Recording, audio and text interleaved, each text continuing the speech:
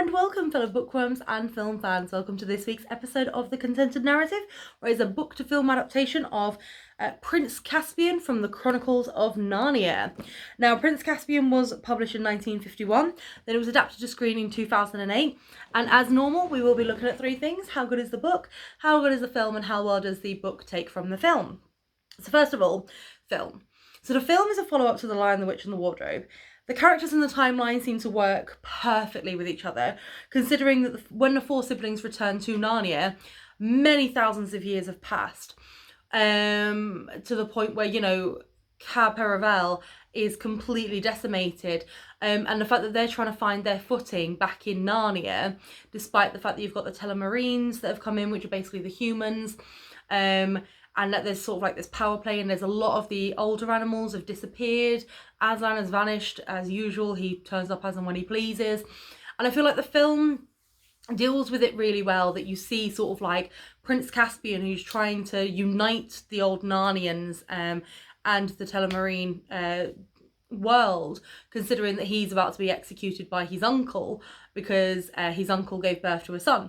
So he's very well aware that his uncle's going to try and kill him.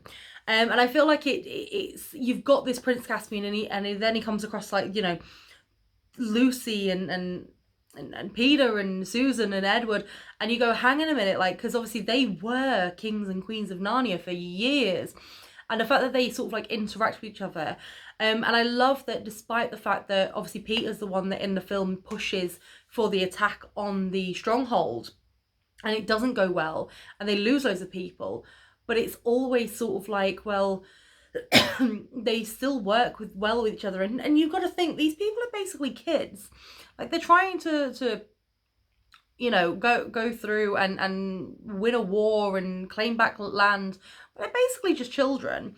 And I love the way that the older characters interact with the new ones. I love the way that people, the older characters sort of remember, the newer characters remember the older ones, and the legends get passed down.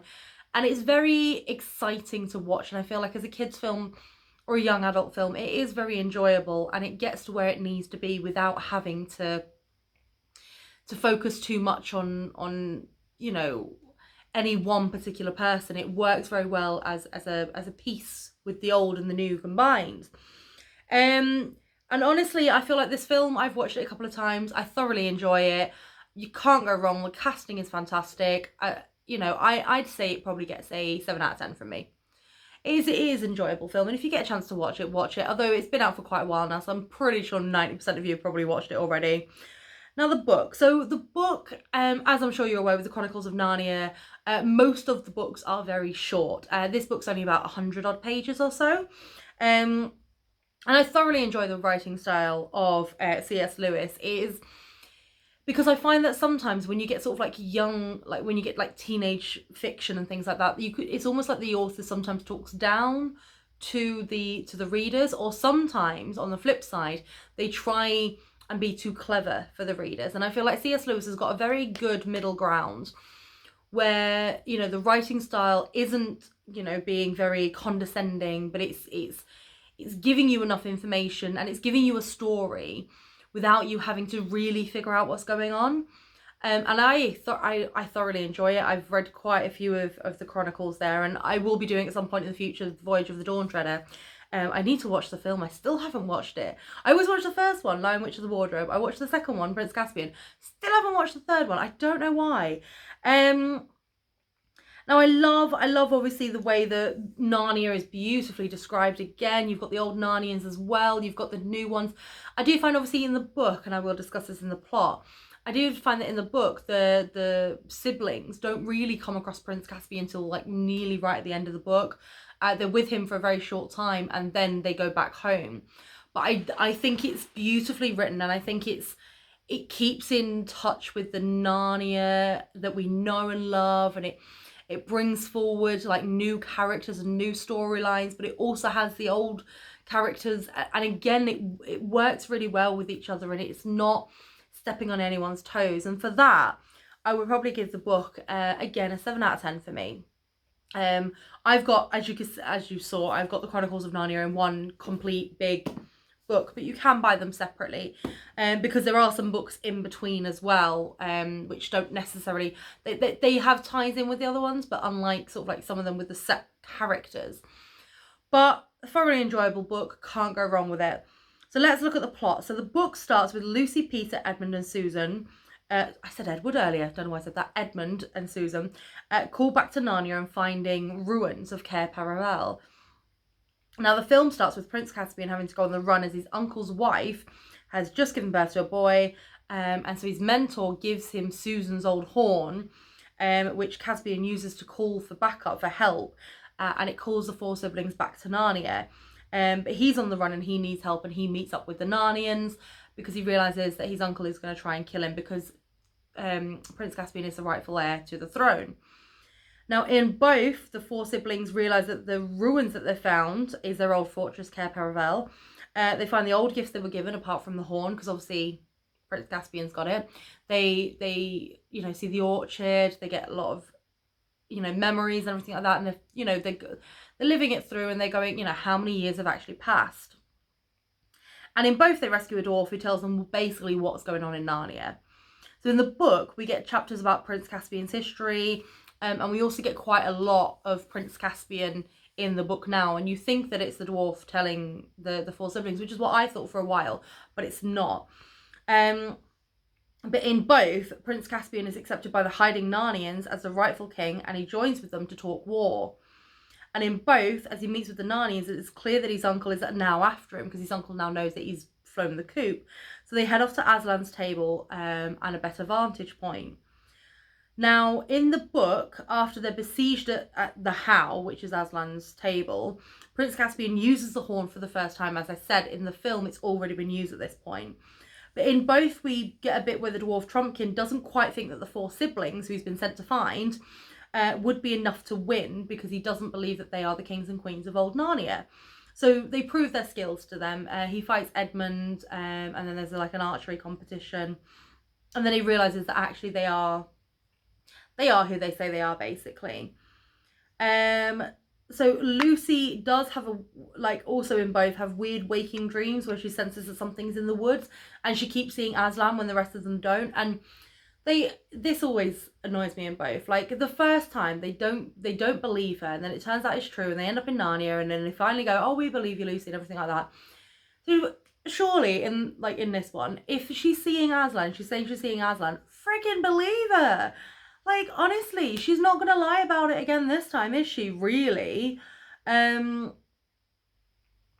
again, as I said, no one believes her. But Aslan is now breathing life back into the trees. Now, in the book, it's a little bit earlier than in the film. In the film, you sort of see it sort of like more towards the end. Now, as they go across in the book, the rest of the group end up seeing Aslan. But again, this doesn't happen until quite late on in the film.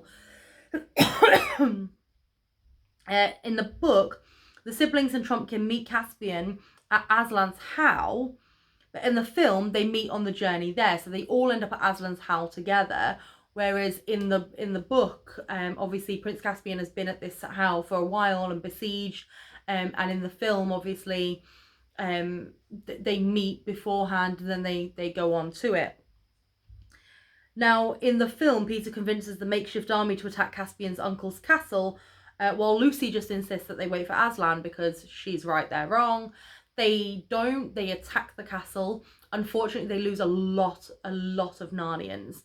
And this causes Prince Caspian to feel distressed. Now, in the book, the reason he's feeling distressed is because of the fact that he doesn't think help is coming. And he realises that he's besieged, and he just needs to win. He just needs to save these people, or these Narnians. So because he's close to despair, Prince Caspian is almost forced into resurrecting the White Witch, which we know is a very, very bad idea. With swaying from a very unscrupulous dwarf. And this is when Peter and Edmund jump in and stop him from doing it. And they realise that actually it was a mistake. And, in the book, this is the first time they meet. In the film, it's sort of like him going, we can do this, we can do something else. So, in both, Peter realises that they have to create some time so that Lucy and Susan can get to Aslan, or Aslan can get to them. Sorry, I've got a really itchy nose for some unknown reason. I do apologise. There we go, I think I've got it. So anyway, so he then challenges Caspian's uncle to one-on-one combat just to buy some time. Now, Caspian's uncle was going to say no, he didn't want to do it, but then two of his advisors decide that they don't want him in charge anymore, so they sort of push into it by accident by being like, of course you're going to decline, of course. You know, he's too great for you and so on and so forth. And this obviously pisses off the uncle. The uncle goes, no, I am better than everybody combined, and decides to do the one-on-one combat. So at this point as well, as I said, in the book, Aslan has now brought the trees to life. But in the film, it's not until the one-on-one combat has started that Aslan does bring the trees to life. In both, Peter does defeat Prince Caspian's uncle. In the film, he lets Caspian decide the fate. In the book, he just kind of goes to walk away from him. But in both, the second in command of Caspian's uncle kills him and then claims that Narnian treachery was at play, which then kicks off a battle. Now, as I've obviously said in the previous one, in the Lion, the Witch and the Wardrobe, we don't read about the battle in the book, and I think that's really good because obviously, as I said, it is sort of like a young adult teen fiction book.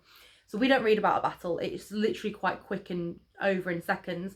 So obviously the film has it in a lot more depth and you see a lot more of it. But the film it's quite big, and it ends with the trees coming to life and the warriors being killed by the water and Aslan coming in. But in the book it hardly lasts at all due to the trees coming to their aid, and then the warriors don't really get killed. They kind of just get offered parley and they can leave. And in both, Caspian becomes king of Narnia, and it seems a happier place. And Aslan creates a door to send the four siblings back home, and any Telemarines who don't want to be in Narnia anymore, they can also go back to the island where they came from. Now, I would say in the book as well, you do get a bit of Aslan going through sort of like the villages that are owned by the Telemarines, freeing the people from their chains, making it seem happier, you know, roaring life back into the people, basically. And I do wish we'd kind of seen a little bit of that in the film, but we don't really see it. Now, they both end with Peter and Susan knowing that they will not be back to Narnia, but Edmund and Lucy may still be called back. And it ends with them in London again, and Prince Caspian is king of Narnia. So the book and the film are fairly similar. There is more action and an added battle in the film. And there's more screen time between the four siblings and Prince Caspian. I completely understand why they added those in, because as I said, the book is only about just over 100 pages long. So I get why they've put all of this in. But overall, I think it kept the plot pretty much the same, and it didn't really stray from it that much. So I'm going to give it a 7 out of 10. Because it kept the characters the same, the character arcs were pretty much the same. You know, the villain was the villain, the good guy was the good guy, and so on and so forth. Now, obviously, this is my own opinion, so if you agree or disagree with anything that I say, please do leave it below in the comments. Don't forget to click subscribe so you're alerted whenever a new video comes out. If, you know, you want to join us on Facebook, join the Contented Narrative on Facebook group. If you want to follow me on Instagram, the Contented Narrative on Instagram. And you'll always be kept up to date with what's going on. But thank you so much, guys, for watching, and have a fantastic day. And remember to always keep it contento.